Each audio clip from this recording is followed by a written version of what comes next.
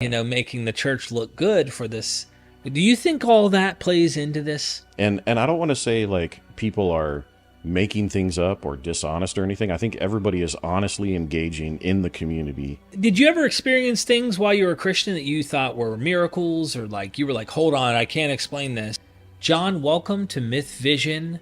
Thanks to you, we actually have audio gear to actually do podcasts, in-person stuff, courses, you name it. But tell us about yourself. Who are you and where do you come from in terms of Christianity? Yeah, I'm John Shank. I was born in a Christian home, and my dad was a lay pastor, so a pastor that wasn't educated, with like MDiv and all that kind of stuff. Just was interested in the Bible and serving, and so became a pastor. And he was that for most of my life, something like over 30 years. And so I grew up in the church bubble, going to church probably, I'd say 5 days a week, something like that. All sorts of different capacities, and yeah. I was born into the Nazarene denomination, so that's kind of a offshoot of the Methodist stream, I guess, if you want to say that, Wesleyan, non-Calvinist. I guess they call it the holiness movement. You heretic. Yeah, that'll ring some bells for some people, I think, but... and then I kind of stayed in that denomination, but there are variations within that denomination.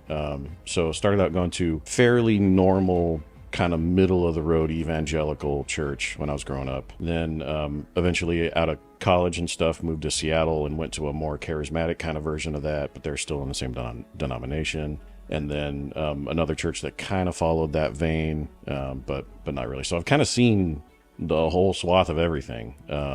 And had Calvinist friends and had lots of arguments with them and like all sorts of stuff, So that's why I said heretic, yeah, because I was a Calvinist. Yeah.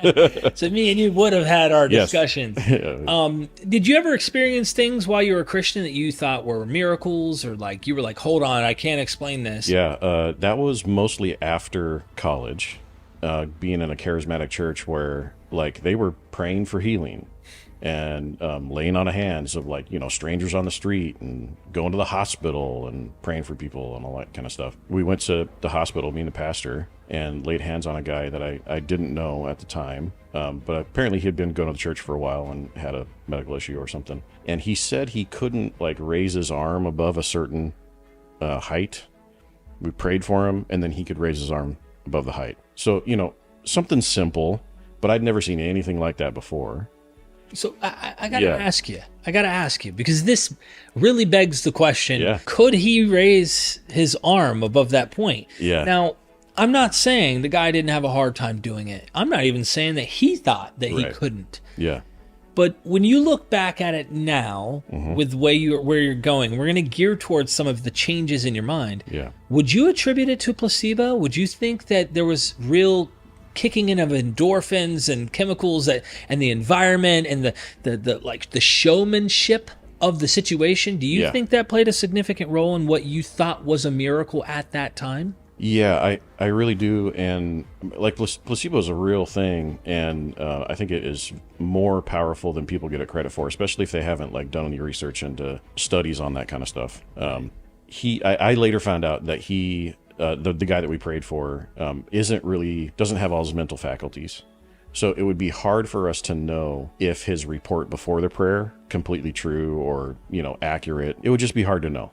So I don't have like any definitive proof that like something happened or something didn't happen, but it's pretty dubious either way. Psychologically speaking, none of us are professionals on psychology, but I can imagine we have experience.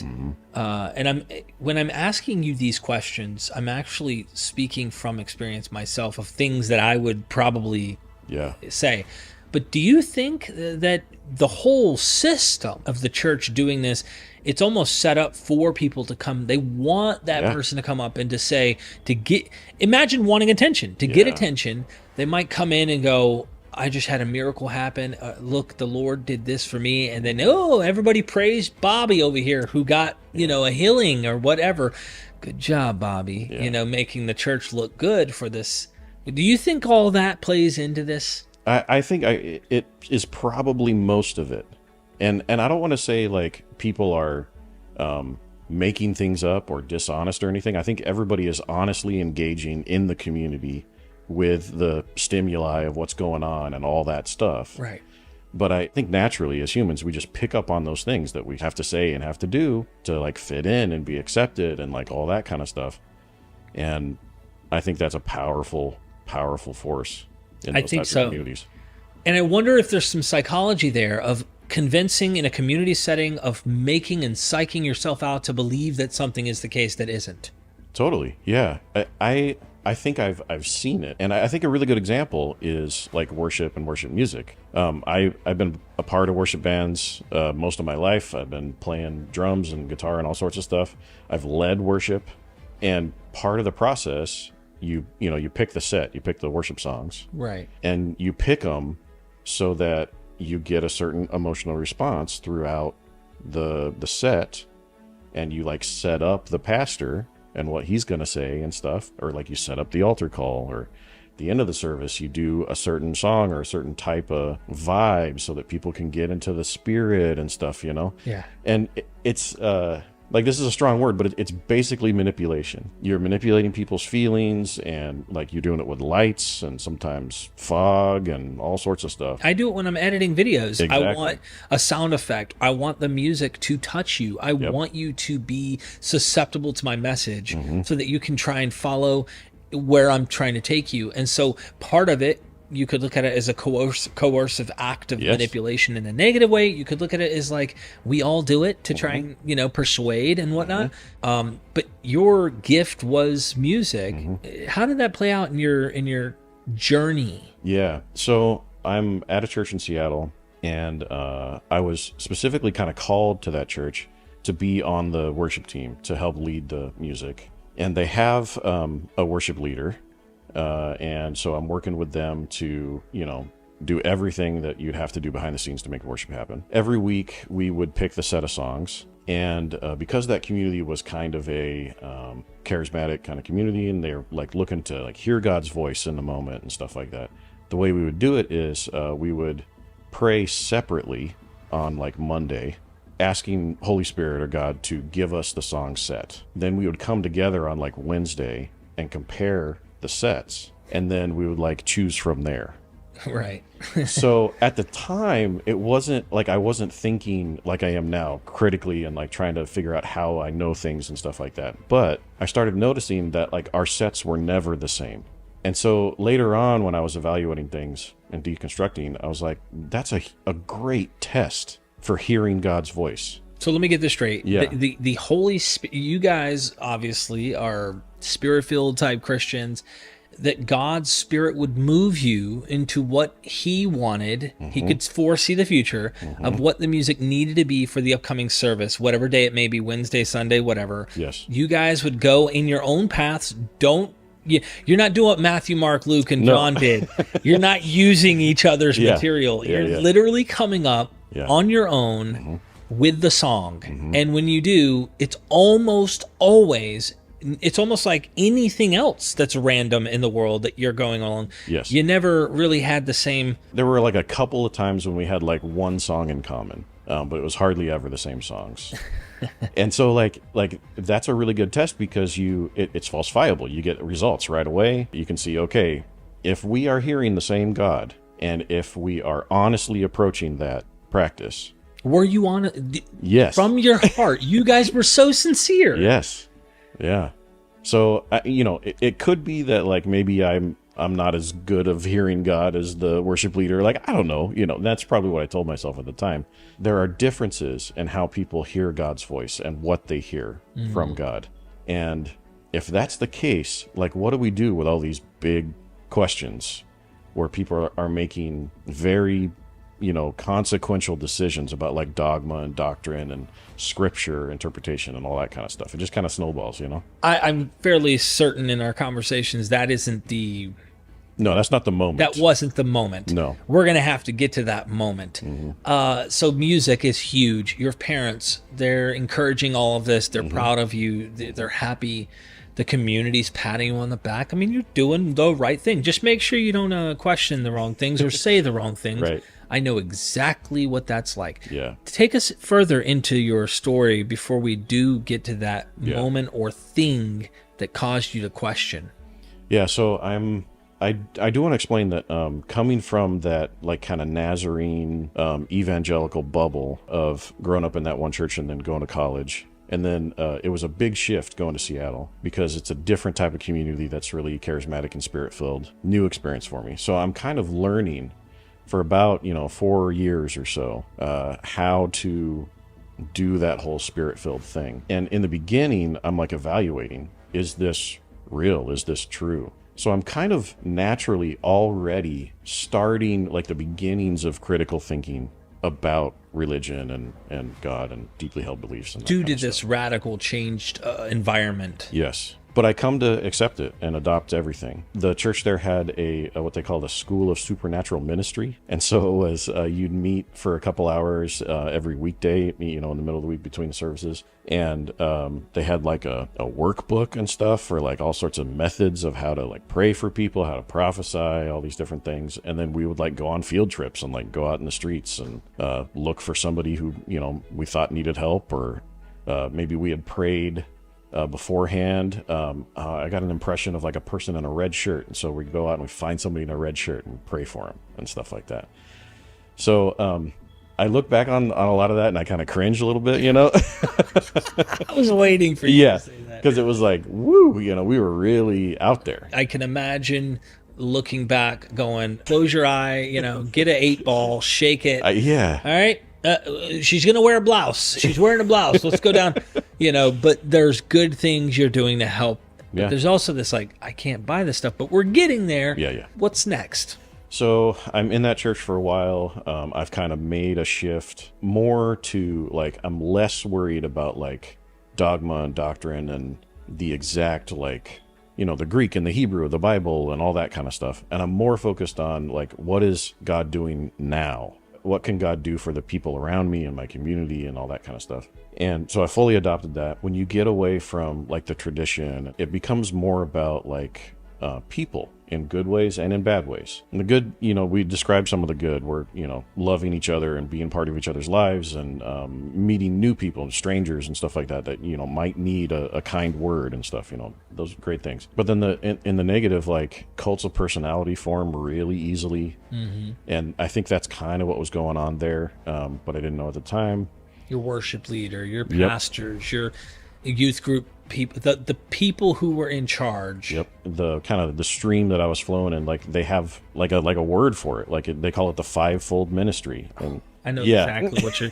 So I know where you're at now in your journey. Okay. Yeah. So I don't know if you heard of like Bethel Church in Reading. Oh yeah. Yeah. It comes from all that kind of stuff and like Hillsong and things. So it just like really naturally sets things up for power to be a huge part of what's going on. And so I'm going through the church. I'm having a great time doing stuff. I'm meeting a lot of new people and good experiences. And then I find out from one of my roommates, one of the leaders in the church is doing like a weird manipulation game with him and another person that are both kind of like wanting to be one of the leadership positions, like volunteer for a leadership position. This other leader is like pitting them against each other with like half truths and like all this kind of stuff. I get that story from my roommate, so I verify it with the other person. Like, hey, have they been telling you this? Oh, they've been telling you that.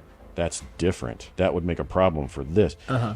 So I'm like seeing these power games like play out in front of me, and it just kind of like peels back the curtain on how everything works in the community. And that was, felt like a betrayal for sure.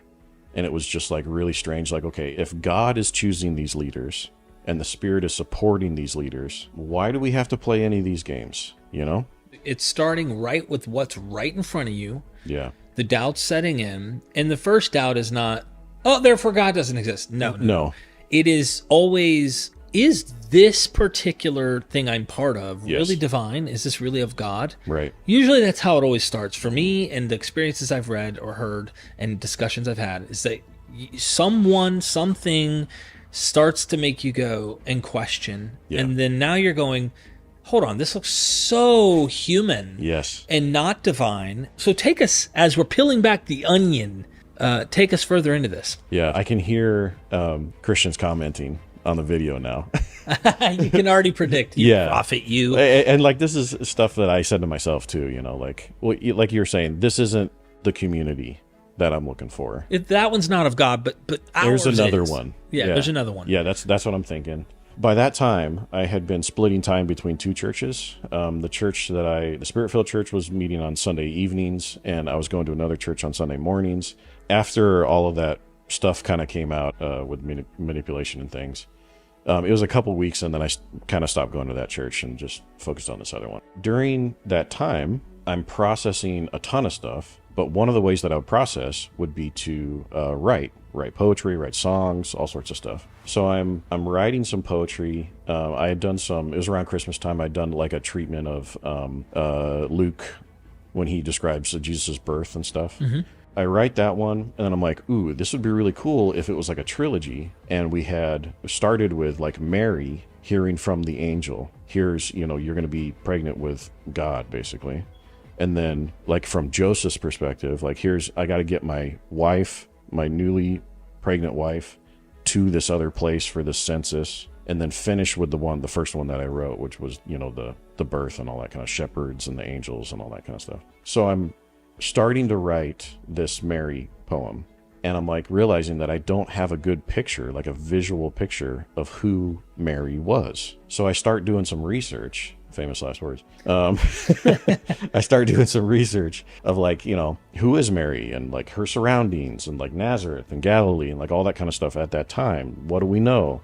And I quickly find out that we know way less than I thought we should have in order to have all this confidence about who this person was and who Jesus is and the Bible and all that kind of stuff. I just remember thinking all I'm doing is just recycling that narrative. I'm not standing on anything that I actually know. And that was kind of the moment that it was like, I don't know what I'm saying. I don't know any of these truths or faith foundations or dogmas or doctrines. I know the narrative. I know what people say about things, but I don't know what they're based on. I don't know, all that kind of stuff. So I just dove into learning about like history and history of religions and ancient Near East stuff and just all that kind of stuff. And then it just kind of went from there.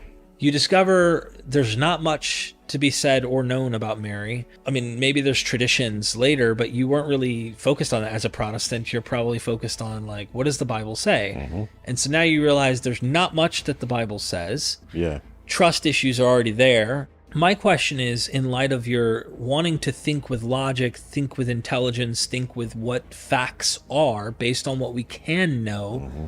and that experience inside, the feeling of knowing Jesus, the feeling of, I have to turn my back on all this experience? You mean to tell me that that wasn't true? Cognitive dissonance. I cannot think that wasn't true. Yeah. I imagine you had that happen. Yeah. So where did you go from I need Jesus, this is my whole life, mm-hmm. I am a caterpillar, mm-hmm. to turning into a butterfly and realizing, actually, that isn't true, and how do I explain all of this that I had in church and the miracles and the things? That's why I brought that up early on. Yeah. I guess I was kind of a, progressive Christian or something for like a few months after that. Thinking like, okay, maybe the Bible is just myth. Maybe it's stories people just wrote down and nobody really knows, and that's okay. And we're all just kind of doing our best, to know God and stuff. And maybe there's something about how God relates to us where he can't just like, demonstrate things for us to answer all the questions and stuff. So like that, maybe that's what faith is. Just trust that you have the right answers or you're interpreting things the right way. And like, that's kind of how it should be, to just throw your faith on it, even faith on God, even if it's completely blind, maybe that's really what it is. And so for a few months, that's kind of how I was still going to that church and stuff, and not really, almost like I had kind of completely let go of the Bible and if I knew anything about it, what it was saying, mm-hmm. and that kind of stuff. And then I didn't realize this though, but music was really the thing that was keeping me in the church. And I go out to lunch with my the worship leader at that church one day, and he just asked me point blank, I don't know exactly where this came from, but he's like, do you believe that Jesus is your savior? Maybe I'd mentioned something about like Bible is myth or something at some point, I don't know, but I was like, yeah, I think he is, but maybe in a different way than you do. And he says, okay, then you probably shouldn't be on the worship team anymore. And so like from that point it was like, okay, so I'm just going to like go to church and not like be a part of the team and just like sing. And okay. So I tried that the next week, and it was the weirdest experience of my life, man. Like, I could see the worship from the other side. And I've been a part of worship teams for years and years and years and years and years. And I've been to like conferences where I would be just like one of the worshipers and stuff like that. But it's different when you see your own church that you've been like pouring yourself into for a while, when you see it from the other side. So after that service, I was just like, yeah, I don't know if I'm ever coming back here. So I didn't go to church, and that was probably 4-ish months or so before the pandemic happened. Oh. Yeah. So I have 4 months of like just not going, and there was probably some, anger and hurt there and stuff, and so I'm like kind of trying to deal with that and things. Of course. But then the pandemic happens, and then it's like, hey, you could go to church and like definitely catch the virus, or you could not go to church, Yeah. So I was like, well, that seems like a pretty simple choice to make, so I'm just not going to look for a new church or any of that kind of stuff. But the beauty of that is that it gave me the time I needed to be able to really evaluate things honestly. Because like we were talking before about how community dynamic and the Christian, like the pressure of the Christian community is real. Mm-hmm. And so I was outside of that pressure, and I could honestly ask myself questions that I never could if I had to go to church the next Sunday and face people having asked that question. You know what I mean? Yeah. So the pandemic was beautiful for that, because I could just study as much as I wanted to. I could, like for a long time, I used the time on Sunday that I would go to church to just research stuff, watch YouTube videos, read books. Like that's when all the people that you feature on your channel, and then eventually your channel, really became important to me, because it was this source of information that I would have had to get from like a school or an online course or something like that, that I was just getting for free, and it was amazing, And like I like to talk with my friends and stuff about things that I watch and stuff, and like if I was part of that church still, like there's no talking to those people about that stuff. Oh no. Yeah. You're not part of that's not part of the community. It's not part of the rules of their community. And you're not really part of their community as soon as you think the way that you think. Yeah. Do you remember any early things that really shocked you, that just went, oh my gosh, yeah, why I never knew this? Watching Dr. Josh Bowen on a couple of your interviews, and then on his own channel too with his wife Megan, his research into the documentary hypothesis and that kind of stuff, and then especially slavery. This is a huge social issue. It's a huge part of American history and all that kind of stuff. Like the Bible was used to justify everything that was going on in the South with chattel slavery and stuff. And I had heard some scuttlebutt of that, before from like apologists and things. And I heard the apologetic answers and stuff. And just seeing Josh like completely destroy that was super mind bending and opening in a lot of ways. And then just a lot of stuff with Bart Ehrman, how much we know about the authors of the different books, especially in the New Testament, and that one chart of manuscripts and what dates they come from. A bunch of apologists will say we have like 5,000 manuscripts of the New Testament. And then you find out that the majority of those 5,000 were like, I don't know, 700, 800 years after Jesus' life. Mm-hmm. And like maybe we have like 5 or 6 from like 100 years or less. So it's like, we don't know anything. Well, we shouldn't have our overconfidence. Right? Yeah. I love what you said. So you came across our channel, Myth Vision. I know you came across Pine Creek. I know you came across other skeptics, and you found yourself in a different kind of environment. Where are you at with community now? I mean, what? I still have friends that come from the Christian world and that kind of stuff. They're still Christians themselves, a lot of them, and I still hang out with them and stuff. And good relationship with my parents still. We don't really talk explicitly about this kind of stuff. You mean to tell me? Yeah. My mom's the same. Yeah. But we have a good relationship outside of all that. We can talk about sports and politics and movies and whatever. It's fine. Yeah. So that's great. But I am like looking for more community surrounding like this kind of stuff that you do, interviewing scholars and skeptics, and even interviewing Christians that are on the forefront of like archaeology and different things and have big claims, and like let's question those claims, and yeah. So Yeah. John, I love it. I hope someone watching can relate. I'm sure they will. Yeah. I relate. I try to relate to everybody that I record, even if it is hard to at times. This one was not hard to relate to at all. And I hope that people will, consider some of the things you said there and do with it as they will. But I really do appreciate it. Any final words you'd like to tell people? Yeah, I'd like to stress, if any Christians watch this, even people I used to know well, I haven't kept up with everybody, that kind of stuff. If you come across this, know that like this comes from a really honest place, and I feel like I'm trying to just portray who I am and where I am now, and with no aim to like convert anybody to atheism or anything, say anything like that. Right. Everybody's journey is their own, and this is just where I'm heading now. I almost like to envision these conversations as just conversations of freedom. This is not a goal to coerce you to become like me, to be like me, but if you relate to what we're saying, at the very least, I feel like it can at least help with getting people to see, we create these tribalistic boundaries, rules, and set of things in our communities. We should change that. Because what you're doing is you're setting up a guy like John for exiting your community.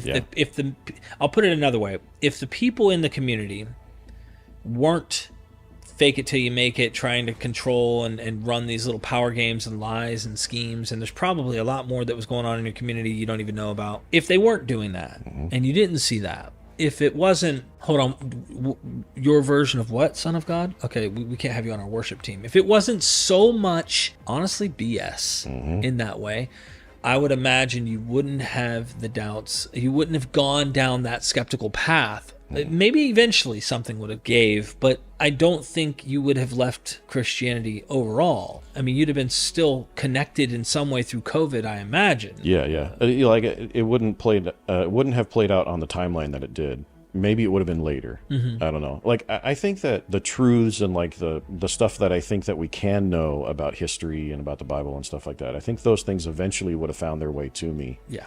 They stand on their own in order to kind of break down the house of cards that is, modern day Christianity. But those little pebbles that I was describing, the set lists not matching and the manipulation in the church and then kind of being asked to leave the community, like those are things that just nudged me to find those truths that, really broke everything down. If a Christian is saying to themselves like, well, this guy just got hurt by the church, and so that's why he left, I would agree with you in some sense. But at the same time, it didn't cause me to be like, I hate this church, I'm leaving, I hate God. Oh, this community isn't the right community, I'm going to find a different community. And then in that process, I started finding all these things that just made it not worth it to find another community, because I don't think these guys have the truth. Right.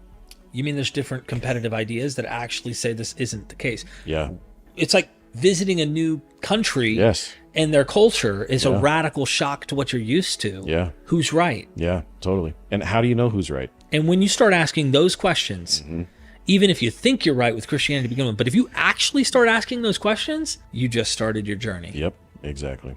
Yeah. I think you and me both would start leaning into looking at science and trying to evaluate what we can test, what we can observe, and start from the observable, testable stuff, and then work backwards. Because when you believed in wild things that you didn't need any evidence to believe, claims that people threw at you from a book in the ancient world that we don't even really know who's behind this stuff, Anonymous authorship, John, I hope we have more of these discussions in the future. If you enjoyed it, let us know what your favorite part of this deconversion story was with John. Tell us what your thoughts are about some of the things discussed. Do you agree? Do you disagree? Where do you think we're going wrong, or where do you think we're going right? I'd like to hear your thoughts. But John, thank you so much, man. Yeah, thanks, man. Thanks for the platform. Appreciate you.